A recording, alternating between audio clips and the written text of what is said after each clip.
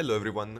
A couple days ago I decided that instead of only the usual speedruns and challenges you can find on the channel, I wanted to record some more informative type of videos before Lightfall. Which is why I recorded one video where I go over every crafted weapon and suggest which ones would be nice to have craftable in Lightfall. Now the thing is, after I recorded the video, Bungie actually released this tab where they talk about changes on how to acquire red borders. Those are very good changes. They basically removed the weekly deep sight limit, so now you can buy them daily. If you have the upgrade that allows you to focus one red border every week, now you can do this daily. And sure, you still need to grind for the currency, but that's still a very big help. With that said, I suggest everyone that wants to take the game more seriously to at least have the patterns for every weapon, because may as well, you never know what happens. That said though, this video remains valid. We don't only talk about crafted weapons, we also talk about some exotics, we talk about meta in general, so I'm just saying, if you can, get them all, now more than ever, okay? I'm gonna just go over every craftable weapon right now and tell you which one I think will be worth having craftable and which ones don't really matter. We're gonna go over many things in this video. We're gonna talk pretty much about every crafted weapon. We're gonna talk about some exotics, some wardrobes. If you aren't interested in all of that though and you want kind of a TLDR, I'll say make sure to farm for a Riptide with auto-loading shield clip before Lightfall, because this is gonna be a champion killing machine. Is gonna potentially be able to stun all three type of champions. Make sure to have at least one good linear. Probably cataclysmic I would say, but even if you have a Taipan or a Reeds, or even the new stasis one, craftable, the burst one, that's fine. Font won't be as important going forward, or at least the element of your weapon won't be as important, that's for sure, since they changed how font works. So don't worry too much about the element, make sure to have a good one. Make sure to have also a good rocket with auto-loading and damage perk, whether it's OTED, Bump in the Night, that's craftable, up to you. Those are probably the main things. Then I'd say make sure to have a couple good primaries. Possibly with Demo is a very strong perk. I have this one with Demo, Wellspring is a very strong pulse. A couple good SMGs are pretty good. Make sure to have Forbearance if you can. Forbearance is one of the best anti-clear weapons in the game. With ambition and chain reaction, and yeah, those are pretty much the main things regarding legendary weapons. Then we're gonna go over exotics later. So if you care about exotics, you gotta wait for the end of the video. So yeah, and I almost forgot to mention, but if you happen to have an slideshot ignition code, keep that. This is probably one of the strongest weapons in the game. Its blinding potential is absurd. Now you can still farm this technically, you could get it from there on certain weeks. The drop rate is abysmal though, so probably not worth even going for it if you don't have it. But if you do, keep this. This is very good. Starting from auto rifles. Auto rifles have never really been meta in Destiny for a long time, and they're probably not gonna be meta in the future. Either way, again, if you have them all, good. Regarding which ones to focus on if you want to have an auto rifle for the future, probably good to get Come to Pass, since it's actually pretty good for those seasons where you have anti-barrier auto. It can get Genesis and it can get adaptive munition, so there it is. That's actually pretty good for champions. It can break their shield in 2 to 3 bullets, especially when it's arc burn, so this one is interesting. Those other ones, I've never really used them. Probably doesn't really matter if you have them or not. You're probably gonna have Sweet Sorrow and Amit anyways, since they're very easy to get. I wouldn't suggest farming for a firefight if you are on a limited amount of time. Moving on to bows, I don't particularly like them. I don't usually use them unless it's for a champ mod. That said though, if you do like them, you should probably craft under your skin. It's the best archetype, it's a precision frame, and it has pretty good perks, so you can get the Archer Stamp and Explosive Head. Definitely a must-have if you like bows. The other two are kinda whatever, up to you. Doesn't really matter. If you wanna have some options, I mean, sure. Moving on to encannons. Austringer is a very good encannon for PvP, but there are better ones. Palindrome is better if you have it. The new one from Trials is better if you have it. Even some exotic ones are arguably better. I would use Ace of Spades over Austringer, so it's a good encannon for PvP. There are better options though if you like encannons. Regarding the other ones, Zoli's Bane actually gets pretty good perks on it. It doesn't feel very good to use, unfortunately. The reload is kinda weird, the stability doesn't feel too good. The perks aren't bad though, that's for sure. It can get explosive payload and it can get demo. So that's already like a very good roll, or even 1-for-all explosive. Like, it definitely has very solid perks. It's a 140, a solar 140. I will suggest have it craftable. Who knows, maybe there is an end cannon buff in the future. Anyways, doesn't feel the best, let's say. Regarding posterity, I don't particularly care about 180. I know this one can get decent perks now that it got reprised. Probably doesn't really matter whether you have it or not. Ikelos and Cannon, this one also doesn't really matter, doesn't really shine on anything in my opinion. Alright, let's move on to Pulse Rifles. PvP wise, Peace of Mind and BXR are very very good. PvE wise, I would say Insidious and probably Smite of Merain are the two best ones here. The thing is, unless Pulse Rifles are gonna be very good in PvE, then it doesn't really matter whether you have them or not, since when you think about it, champ mods aren't gonna be as meta defining going forward as they were up until now. Since sure, there may be a season where you have champ mods on your artifact for Pulse Rifles, but from Lightfall on, you will actually be able to stun champs with your like abilities. So that's something to like keep in mind. Having like one of every primary weapon that was usually a very good thing for champ mods, it's still gonna be important, just a bit less. Moving on to Scout Rifles. There are actually plenty of very very good options here. I like Scout Rifles a lot personally. I use them in most of my end game content, like very hard end game, like day ones. They're very safe, they still do their job very well. So let's talk about them. Pointed Inquiry, when it came out, was actually a very solid option due to it having Genesis and adaptive munition. So like for champs, I used it quite a bit. Right now though, I think this is completely overshadowed by Doom of Chelsea, because Doom of Chelsea is just a better archetype, and it has both adaptive munition and other very solid perks in the second column. If you want to use it for champs, you can get 1-for-all, you can get Frenzy. Even if you don't use adaptive though, like explosive payload and Frenzy or explosive, like 1-for-all, those are extremely solid. Probably one of the best scouts in the game, like for sure. Regarding Tarnished Metal, this one is also very very good. It can get Volt Shot and it can get Demo, so like those perks are already like bot S tier. Really not much to say. Like those two scouts, Tarnished Metal and Doom of Chelsea, are probably two of the best scouts in the game, so I would highly suggest getting them. Tears of Condition is kinda whatever. Trusty is like kinda whatever too. There are probably better solar scouts in the game, so yeah, that's about it. Now let's talk about sidearms. Some of those sidearms, I don't know about Brigand's Law, but I know Empirical Evidence and Drang are actually very good in PvP now. Sidearms got buffed a lot in PvP, so they are super solid. They're better on controller than on mouse and keyboard, but they're still like solid option in case you want. Regarding PvE, I don't think sidearms really matter or are gonna be meta in the near future, so up to you really. Wouldn't suggest spending your time farming them for PvE. Now let's move on to submachine guns. Striga is one of the best exotic primaries in the game, like easily. The add clear potential is just absurd, and even the sustain damage to like champs, so like this is a very very good weapon. Obviously that's not a weapon that you get from patterns. You either get it from pre-ordering Witch Queen, or I think there are other ways now for those that didn't. Anyways, that's a weapon that I would like to suggest having, even if it's kind of like out of topic. Regarding the other SMGs, PvP wise, I'm pretty sure Ikelos SMG just outclasses all the other ones. It's like actually the best SMG in the game for PvP. Regarding PvE, Ikelos is also very good, and Kalus Mini Tool is also very good, and Submission is pretty good too. So if you had to choose like which ones to target farm, I would say those three.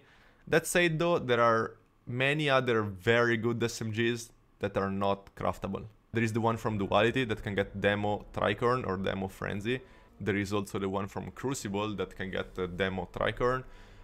So like, I would say for Arc and Void, there are probably better options for PvE. While Solar, I would say Kalus Mini Tool is probably the best. Borrowed Time from Gambit can technically get Demo, but I don't know.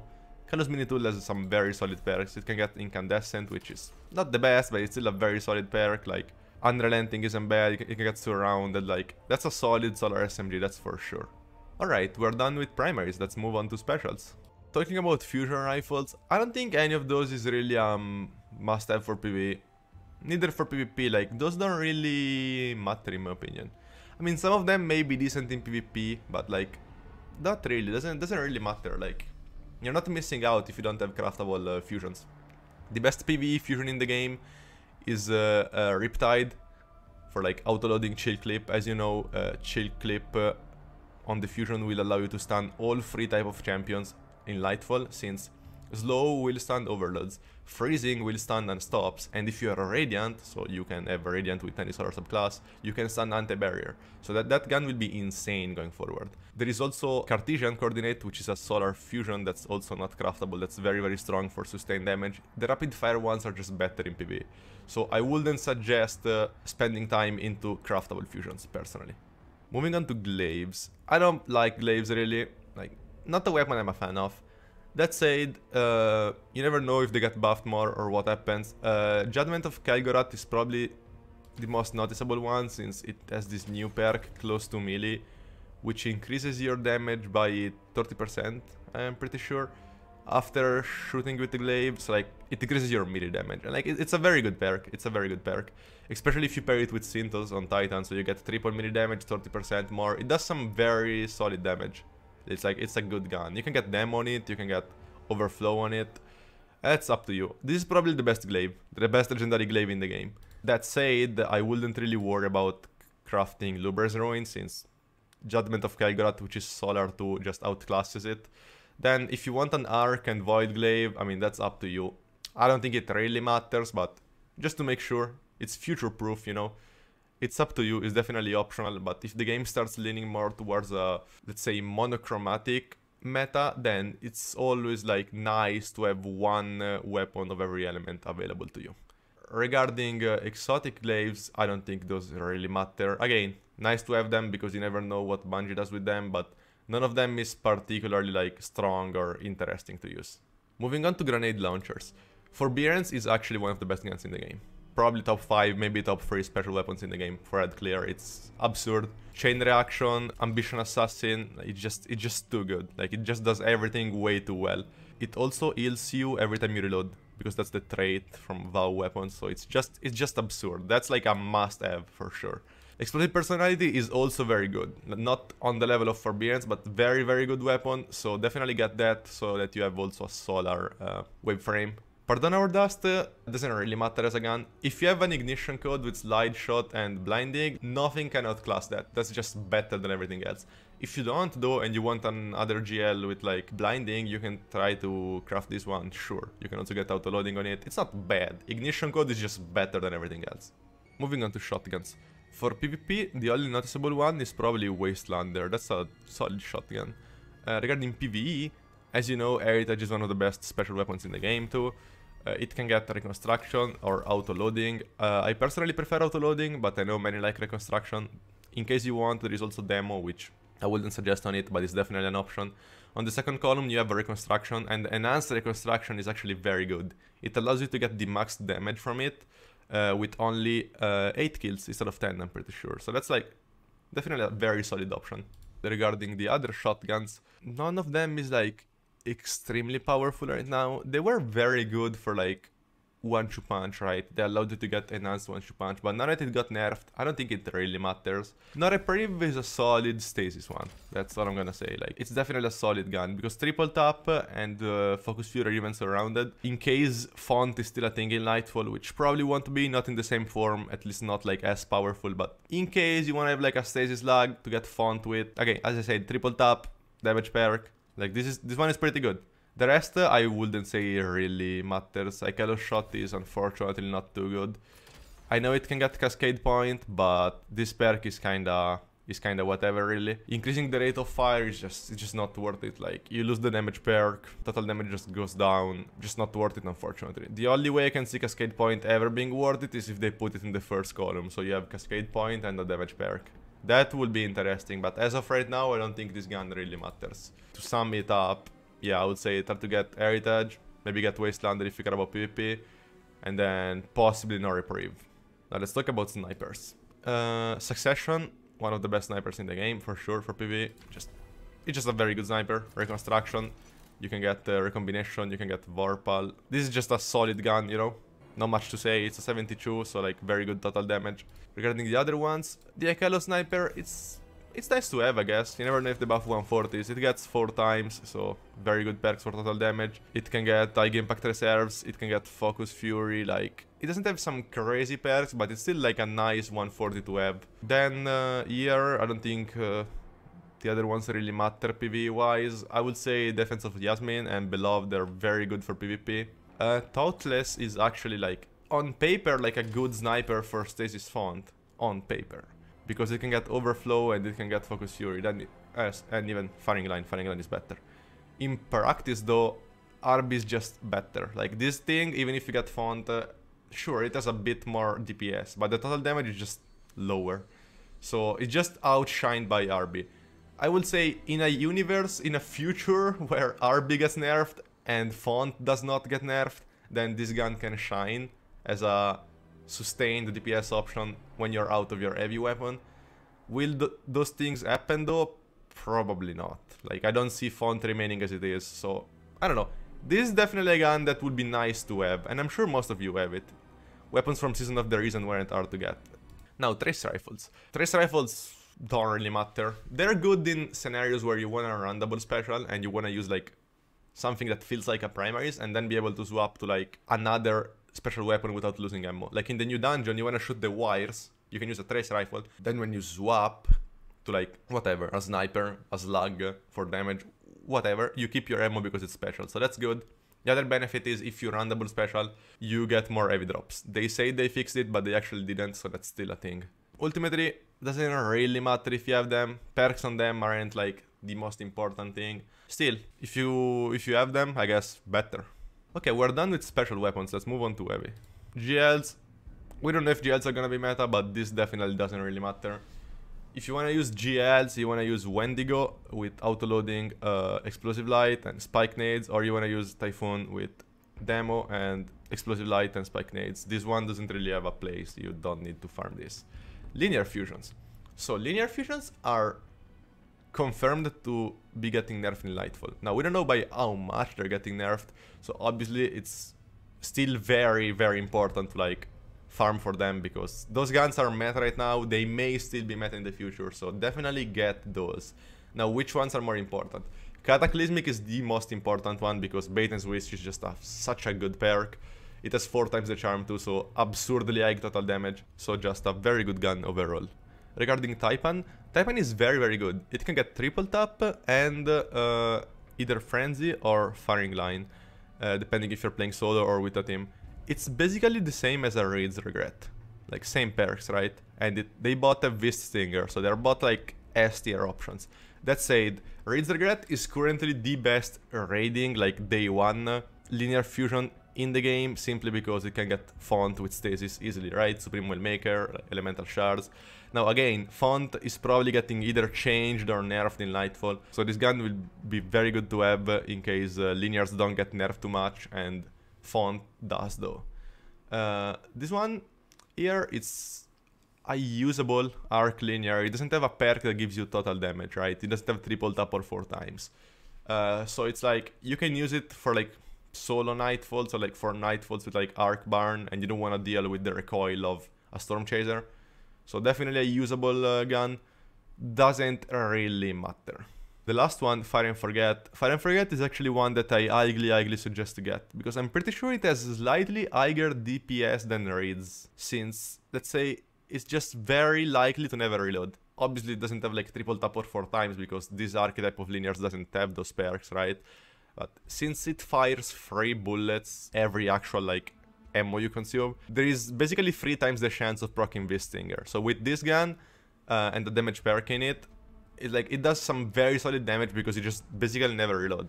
It's less total damage than Raids, sure, because again it doesn't have triple tap or 4 times, but still very important to get. It may actually be one of the best options in Lightfall, especially if they don't nerf Font. They also fixed the recoil glitch where it wasn't shooting where you were aiming at, so that's good. Okay, machine guns. So there are some pretty good ones here. In PvP doesn't really matter what you use. In PvE, Commemoration is very solid. It's a solid machine gun. The trait got nerfed. Apparently it was a bug. Yeah, the trait was giving you like absurd ability regen on the machine gun, so that got fixed. It's still like a solid machine gun. Fixed odds is also like a solid machine gun too. Regarding retrofit the escapade, this one is probably the most important one to get in case they actually buff machine guns. Now I don't think they will, and I don't think they should, because I don't think machine guns should be boss DPS options, but in case they do, this one can get 4 times the charm, so you have so much total damage. And it can get a new perk that's on machine guns and autos, target lock, where if you keep firing to the same target and like never miss, your damage like increases by a lot. It's more than 40%, right? And it's even more with enhance. Not much more, but it's even more. So that's like important to get. So we are done with machine guns, I think. I say we can just go over to rocket launchers. Regarding rockets, Palmyra doesn't matter anymore, since precision ones just do such little damage compared to other ones, just does not matter. Red Herring never had good perks, so this one doesn't matter either. Bumpy the Night is the only one that you should probably craft. You should definitely craft, I wanna say, actually. It has some very, very good perks, both for soul and for team scenarios. It can get demo, so for Warlock, if you do the Starfire spam build. We don't know if that's gonna get nerfed, but that's an option. Demo allows you to like reload, right? Very quick with it. It can get auto-loading, it can get field prep. I wouldn't suggest field prep though. You wanna get demo if you plan on spamming nades, otherwise you get auto-loading and you do rotations like easy rocket or RB rocket, sniper rocket, whatever you prefer or whatever it's meta. In the second column, I'll say you get frenzy. Don't get chill clip, this perk is bait. This perk is like only good for if one person in the team uses it, and there is a galley, and no one else is using stasis. There are like, it's just very sketchy. I would not suggest using chill clip really. Also because if your first rocket that you fire like doesn't get Wolfpack rounds, like you basically lost the damage perk for that rocket, since this only does something with Wolfpack rounds. I just wouldn't suggest it. Get Frenzy. If you don't want Frenzy, get Vorpal. Yeah, that's pretty much it. Okay, we're almost done. Nice. Swords, I mean, doesn't really matter. I don't think you need to farm for a bequest. Sure, you should have an Eager Edge Sword. Like, that is very good for movement, right? For jumping puzzles and whatever, but it doesn't need to be crafted.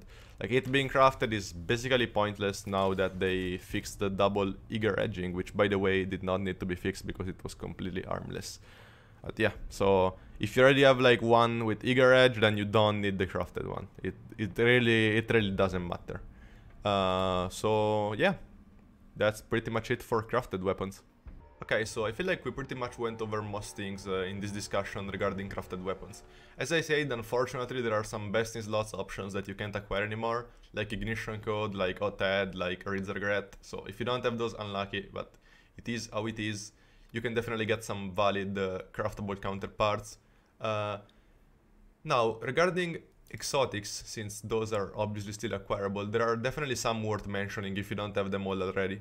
So starting from the kinetic ones, I'm just gonna mention some of the obvious ones, but still, some new players may not like know them all. So you wanna make sure to have Arbalest, not really for its shield breaking potential. Sure, like Disruption Break is good, one-tapping shields is good, but that's not the point. It's just the best option in raiding as like a special weapon for sustained damage if you run out of your heavy. It just does so much. It has like a pretty good DPS and it has so much total damage. So like you wanna have Arbalest. We use the Arbalest and the rockets with auto-loading for like day 1 Vow, for example. It's just very, very good to have. Make sure to have Izanagi. Not sure if it will be meta or not, but it's always like a very solid option. Then usually you wanna have Outbreak, since it's actually pretty good if you run out of both specials and heavy and you wanna like use a primary for like damage. It's the easiest one, I would say, to like swap to and still get like very good damage. Then make sure to have Striga, I wanna say, actually. I like Striga a lot. It's probably the best and clear primary in the game because it also does very, very good damage to champions and like majors. And then maybe, I guess, Aegers. Aegers could be good, we don't know if there is a possible nerf to RB. Aegers is already better than RB for DPS, right? Definitely worth having, probably lower priority compared to the other things I mentioned here. And obviously make sure to have Widowhorde. Widowhorde is just overpower. Make sure to have the Catalyst also for all those weapons I mentioned. Regarding energy ones, let's see. I'll say have Divinity. Divinity is still S tier in raiding. In any boss where it's hard to aim, like if there is ever a boss that's like a Rulk, you are gonna be using Divinity. And you would be using it even if it gave like a 0% debuff. The debuff isn't the point. Guaranteeing crits is just overpower. So make sure to have it ready in case the boss is not super easy to hit. Then let's see, you could have Trinity Gold. Trinity Gold is super solid for that clear. This is kinda niche, but I suggest having Risk Runner available. You never know if there is a day one where there is plenty of arc damage. You remember when on Garden of Salvation, the final boss had plenty of arc and people were using a Risk Runner? Like, it's valid, like, it's niche, but like, it's a gun that could have a place. Lemon Arc is very good, but not something you necessarily need. I think we're good there. Yeah. I don't know, you could have Lawrence, I guess? It's like, Lawrence is very similar to RB, right? It does 5% less damage to like HPs of bosses since it's energy and it's not kinetic, but aside from that, it's basically like RB. So if for any reason Bungie just nerfed RB, but just RB, and they left Lawrence untouched, you could technically use Lawrence for bosses. I don't see why not. And I'd say maybe make sure to have Cloud Strike available. You never know what happens, if they buff snipers or what. Like, Cloud Strike is super solid now, they gave it a catalyst, it gets triple tap, so worth having. Last honorable mention, the new bow, Hierarchy of Needs. It's actually, theoretically, the highest DPS primary in the game. Probably worth having. Now the thing is, if you actually want to swap to it when you're out of heavy and special, first of all, that's a niche situation, and second, you need to have someone that's already using the bow, like during the course of the encounter, because you already want to have your ring charged. You don't want to waste time charging the ring, because if you have to waste time charging the ring, you may as well use Outbreak. Now, power weapons, I'd say it's worth having Tractor. I'd say it's probably worth having Whisper too in case they buff it again. We don't know anymore. Bungie does not want to buff Whisper. In air accuracy, by the way. I'd say you can have Sleeper. They may nerf linears and rockets and like not touch exotic ones. I wouldn't be surprised, so maybe try to get one of those if you don't. 1k is kind of a wild card, you never know if it's gonna be good or not. Again, depends how the sandbox changes really. Anarchy has been bad for a while, so I don't think they're gonna buff it again.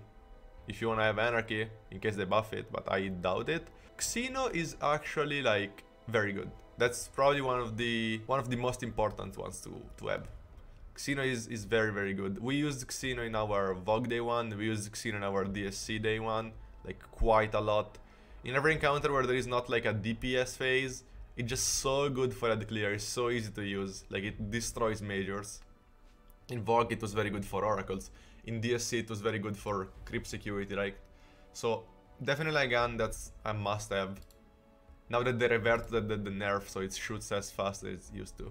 Probably have Parasite, unironically. I'd say you should have Parasite because it's actually very good for burst damage bosses. Now, I don't think we're gonna ever have another burst damage boss again like Atrax because it will not fit in this meta very well, right? Thunder Crash is so powerful that like it almost would force people to run Thunder Crash or like Blade Barrage. So it would kinda screw your Warlocks over. So I'm not sure if they will. In case though, that's a very good option to have. Lament is always a good weapon, probably wouldn't use it in a day one. And Grand Overtune is also very good for burst damage, but it's not as easy to use as Parasite, so those two aren't as important. Obviously, last mention, but not for importance, Galorn. Not everyone needs it, but one on the team needs Galorn, because in case you use a rocket, you must use Galorn. Absolutely. It buffs everyone's damage by a lot, so... I know many of you won't really care about exotics, because most people have most exotics, at least those that follow my channel, because I do like challenges and stuff like that. Still though, I felt like it was worth mentioning, in case there are some newer players that don't exactly know which exotics are meta, which are likely gonna be meta, so... yeah. So I think that's it, guys. Hope you guys enjoyed the video, and I will see you in the next one, which will probably be a video regarding nerfs and buffs. So which weapons I think need a buff and which weapons I think need a nerf. We're gonna do another episode of the same series regarding armor pieces for all classes in the future. So stay tuned for those informative videos. Yeah, hope you guys enjoyed it and have a good day.